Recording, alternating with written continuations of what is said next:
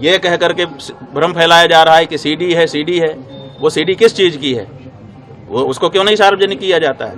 कहा जाता है कि बच्चों के साथ अन्याय हो रहा था और बच्चे जो है वो निकल करके गए, हमको आ करके उन्होंने बताया। जैसा कि देखिए कोर्ट में क्या है हम नहीं बता रहे हैं, लेकिन जो सार्वजनिक रूप से आशुतोष ब्रह्मचारी ने कहा है उसके आधार पर हम आपको बता रहे हैं कि वो कह रहे हैं कि बच्चों ने आकर के हमको बताया कि हमारे साथ ये हो रहा है, और फिर सीडी भी लेके आए बच्चे।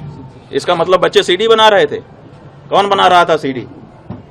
बच्चे बना रहे थे या कोई दूसरा ही बना रहा था?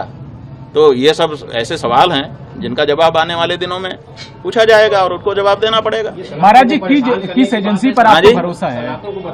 ये बात ये है बंधु, इसको समझिए और आपके माध्यम से जनता भी समझे कि सनातन धर्म को नष्ट करने के लिए कुछ लोग चोला पहन करके आ गए हैं, अपने आप को हिंदू हिंदू कह रहे हैं। दोस्तों, खुद स्वामी ने अदालत से अनुरोध किया है कि मामले का अनावश्यक रूप से लंबित न रखा जाए, शीघ्र डे टू डे हियरिंग इसकी की जाए।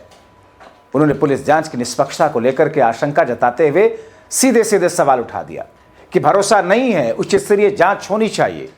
एडीजी पॉक्सो एक्ट के न्यायाधीश विनोद कुमार चौरसिया के आदेश जैसे थे कि शंकराचार्य अविमुक्तेश्वरानंद और उनके एक और सहयोगी दोनों आरोपियों के विरुद्ध विधिक प्रावधानों के तहत मुकदमा दर्ज कर निष्पक्ष जांच कराई जाए।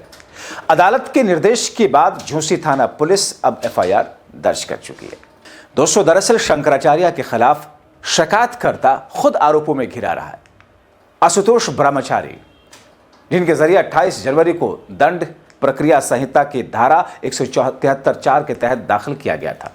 आवेदन में आरोप लगाया गया था कि स्वामी अविमुक्तेश्वरानंद के आश्रम में नाबालिगों के साथ में यौन उत्पीड़न की घटनाएं होती हैं। शिकायतकर्ता ने इस संबंध में एक सीडी अदालत को सौंपी भी दावा भी इसका किया था।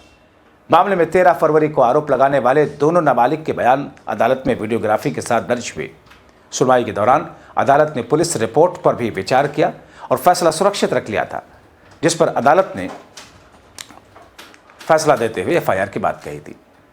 तो दोस्तों, अब जबकि योगी से टकराव वाले स्वामी शंकराचार्य अविमुक्तेश्वरानंद ऐसे घिनौने आरोप जिन पर लगवाए गए उन पर पॉक्सो में एफआईआर तक दर्ज हुई, तो फिर देश के बड़े वकील शंकराचार्य के पास इस समय पहुंच रहे हैं नामचीन अधिवक्ता, जिनका केस फ्री में लड़ना चाहते हैं।